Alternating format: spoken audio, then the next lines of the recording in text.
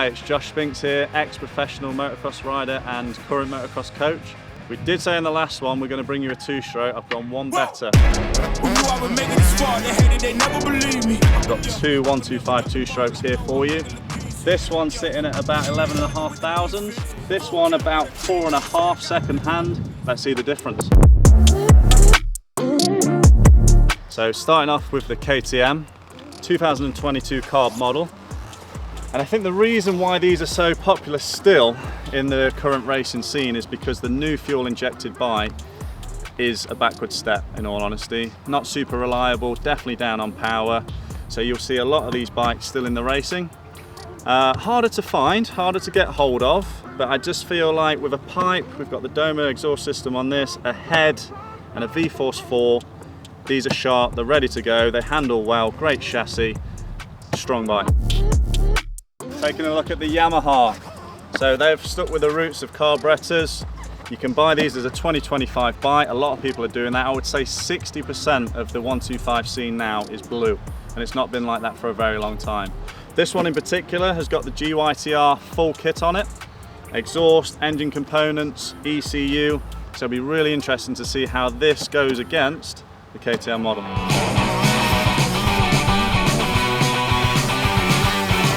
Right then, here's the plan. We're going to do a noise test. Arguably the most important thing for a 125. What sounds the best out of these two bikes? We're then going to go on to a lap time challenge, and then if you stick around to the end, we will discuss the differences in detail of what worked better, what felt better, what performed better overall, and let's see the difference from something more expensive to something potentially a little bit more affordable.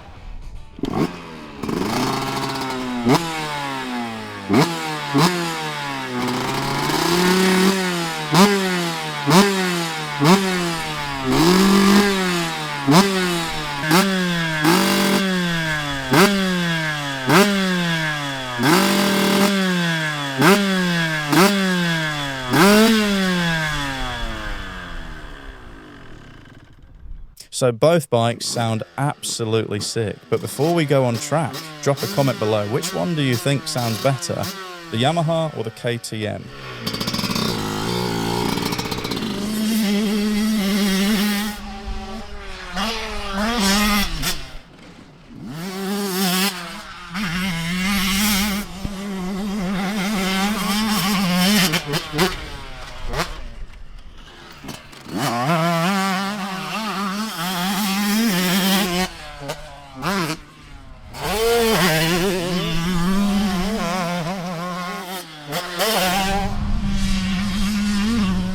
So Let's Talk Bikes is brought to you by P1 Construction. Just want to say a massive shout out to Curtis and Mike Taylor. Thanks very much for backing our series.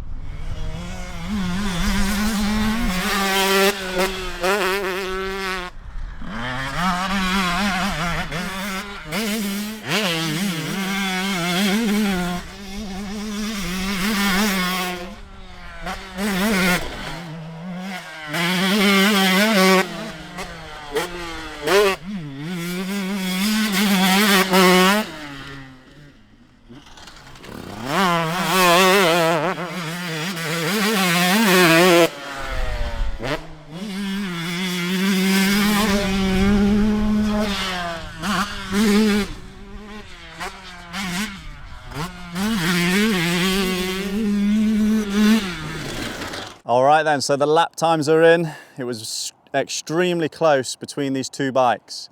One was a 144.18 and one was a 143.79. So which one took it? It was the Yamaha. When we meet you on my dinner plate, in love with danger, I can't play it safe. Where did I get the figures from? What I said earlier about the price point. So the baseline price point for a YZ125 brand new is 7,700. Not saying that people are paying that, some are getting much better deals, but the GYTR kit is also a premium product, it's over £3,000. And what I found when I went on this bike first, it just felt so comfortable. The way it sat on these flat, dry turns today gave me a lot of confidence. I like the chassis, and I was really surprised with the torque compared to the standard Yamaha 125, which I've rode in the past. And this is night and day. This kit has brought it to life. So third gear was a very usable gear.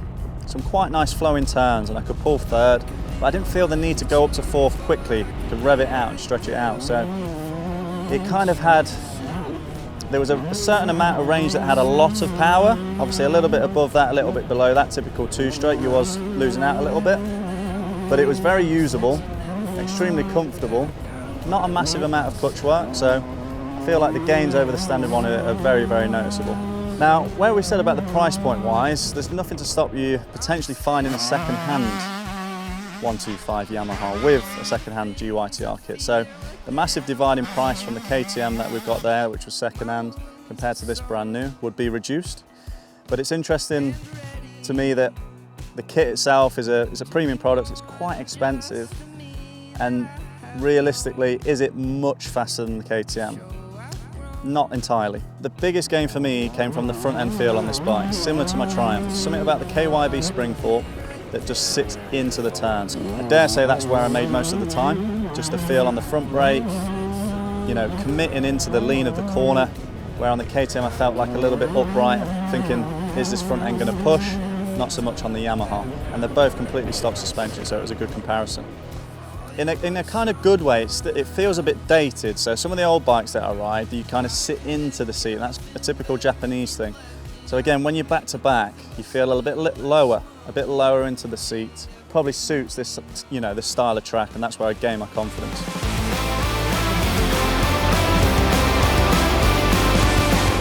Back to the KTM. Where did I get the price of this one from? The bike cost £4,000, second hand, low hours, 20 hours.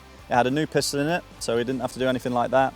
Exhaust system around £400 with a V-Force 4 reblock added, another couple of £100, and that's it. Obviously there's extras, there's some more blingy bits that step the price up, but as far as performance goes, from a base stock 2022, it was literally that. Exhaust, head come on the bike, so that wasn't an upgrade that you find quite common second hand, and the V-Force. So, like I said, not massively down on power. Some areas I felt like I was in a higher gear on the KTM, which would suggest in some places a little bit more grunt actually from the bottom, a little bit more torque enabling me to pull that higher gear. I just feel like the Yamaha, when you're in that nice range, you have noticeably more. The sound of the bike's a bit deeper. But there we go, like second hand, completely stock engine, no upgrades to that, just a couple of bolt-on parts, and we're less than half a second off. So that speaks a lot for this bike. It's very capable as a 2022 carb edition. The bit I kind of struggled with, and it was so noticeable going back to back, was the front end. So both bikes completely standard. Out of the showroom, no shim changes, no valving changes, completely standard, both sets. So it was good to compare. And I just feel like the KYB just gives you so much more confidence. The air forks, I got the right pressures, you know, pressures that I've used in the past on these little two-strokes. And it just felt a little bit harsh, didn't sit into the corner. When you're using the front brake, didn't dip and give you a lot of feel. Quite, you know, skitty on the front, not so much grip on the front end. So that's where I feel like I lost a little bit. The feel into the corner, the lean into the corner, the actual flow of the corner was compromised a little bit on this KTM. So there's so many ways to look at this. It's kind of like price point wise, we know the Yam's up here compared to this option. So if you was to have a linear budget, similar to the GYTR that you could put into this bike, can you find that 0.4 of a second? I think you could. I think you would invest money on a little bit more performance in the engine. I don't know what that would be. Like we said, this is completely standard. Dialing in the forks would give you so much more confidence into and around the turns, just to find that extra bit of corner speed. So the blue come out on top. Shoot us a comment with the bike that you would choose to ride, and tune in for episode 3 that will be coming later on this year, and we will get some more two-strokes for you to have a look at.